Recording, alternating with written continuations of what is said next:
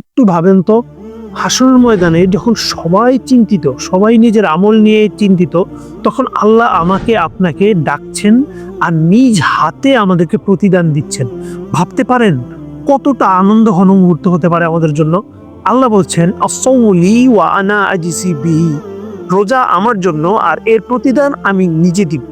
অর্থাৎ একটি মাত্র আমল হচ্ছে রোজা বা সাওম, যেটির প্রতিদান আল্লাহ নিজে আমাদেরকে দিবেন। আল্লাহ নিজে বলছেন আমরা রোজা রাখি শুধু আল্লাহর জন্য। আপনি দেখেন, আপনি নামাজ পড়তে পারেন কাউকে দেখানোর জন্য, আপনি যাকাত দিতে পারেন মানুষকে দেখানোর জন্য, আপনি হজ করতে পারেন মানুষকে দেখানোর জন্য, কিন্তু একটি মাত্র ইবাদত রোজা, যেটি বা সাওম, যেটি আপনি কোনো কিছু যদি গোপনেও খেয়ে থাকেন আল্লাহ ছাড়া কেউ দেখবে না। অর্থাৎ একমাত্র আল্লাহর জন্যই আপনি রোজা রাখেন।